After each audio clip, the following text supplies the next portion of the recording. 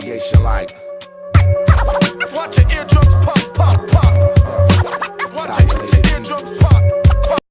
We are about to embark on a journey through the ear. Our magic wand will help guide us. This is the pinna, aka the auricle. Because of its shape, it acts as a funnel, gathering sounds from the environment and channeling them toward the ear canal. It also acts to resonate high-frequency sounds as they are funneled into the external auditory canal. It amplifies these sounds to ensure they are heard and processed by the inner ear structures. It also helps with directionality and localizing sounds. One ear might catch a sound faster than the other, so the person will know where the sound is coming from and where they are in space. My magic wand is now guiding us through the external auditory canal. It's not the internal, it's external.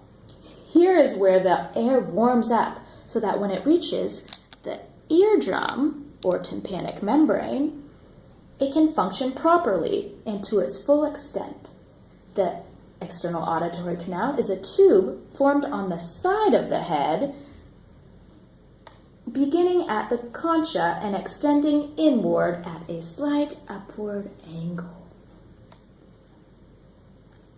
Its outer or lateral third is cartilage, and the inner 2/3 are osseous or bony.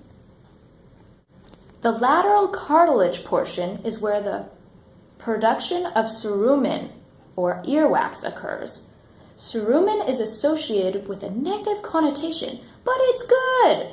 It protects the external auditory canal and the tympanic membrane so that foreign objects or bugs do not enter, and it also naturally cleans it out, so there is no need for Q-tips. Next on our exciting trip is the tympanic membrane, aka the eardrum. Can I get a drum roll, please?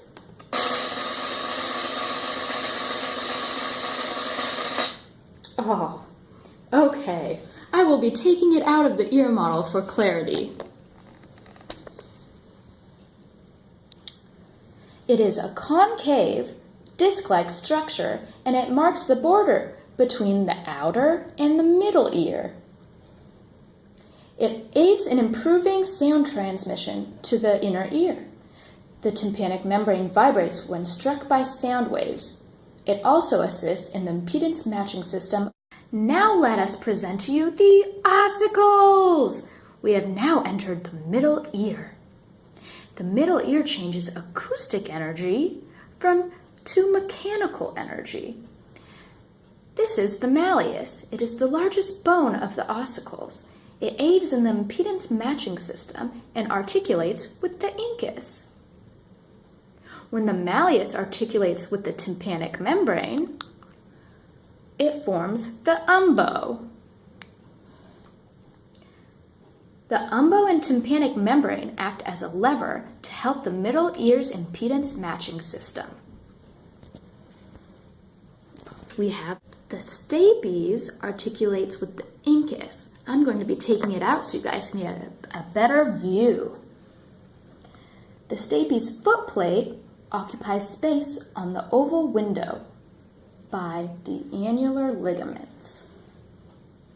The impedance matching system of the middle ear occurs by the ratio of diameter of the tympanic membrane to the oval window.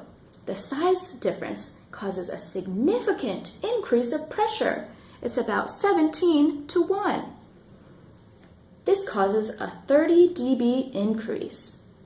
dB equals decibels. Also, the tympanic membrane and the umbo and the ossicles move in a lever action to assist in the impedance matching system as well. The ossicles do not move in a straight line from the tympanic membrane to the oval window. Rather, it rises into the attic of the middle ear and falls again over the incus, providing an increase of force at the stapes. the eustachian tube. It equalizes middle ear air pressure to ambient air pressure to maximize the tympanic membrane's mobility. It also removes the debris and mucus of the middle ear. Last, but certainly not least, we visit the inner ear. Now we're going back to the stapes. As we mentioned before, the footplate articulates at the oval window. The inward and outward motion of the stapes on the oval window causes the fluid in the cochlea to move. This fluid moves in the scala vestibuli, which is seen here by the red. The scala vestibuli is the tunnel of the cochlea that articulates with the vestibule of the cochlea. When the stapes pulsates on the oval window, the fluid, called perilymph, displaces the scala vestibuli, which causes the Reisner's membrane, seen right here, to shift. Here seen in the white is the scala media, which is an endolymph-filled cavity located between the scala vestibuli in the red and the scala tympani in the blue. It houses the sensory organ for hearing. The scala tympani also contains perilymph, just like the scala vestibuli, and it articulates with the round window of the middle ear, seen here. It communicates with the scala vestibuli in the red at the heliocentrema, which is at the very top. When perilymph of the scala tympani pushes against the round window, the oval window is in opposite position. The modiolus is at the core of the cochlea, and it stems into the cochlear nerve, seen here. The cochlear nerve combines with the vestibular nerve, forming the vestibulocochlear nerve in the internal auditory meatus. The internal auditory meatus houses the vestibulocochlear nerve, which is the 8th cranial nerve, and the facial nerve, which is the 7th cranial nerve, and allows them to enter the brain from the inner ear. This is the vestibular system. It is a reflex system that works constantly to send signals to our brain, which in turn signals our ocular motor system and informs it on which way to go. These are the semicircular canals. They're membranous labyrinths. This is the superior semicircular canal, the posterior semicircular canal, and the horizontal semicircular canal.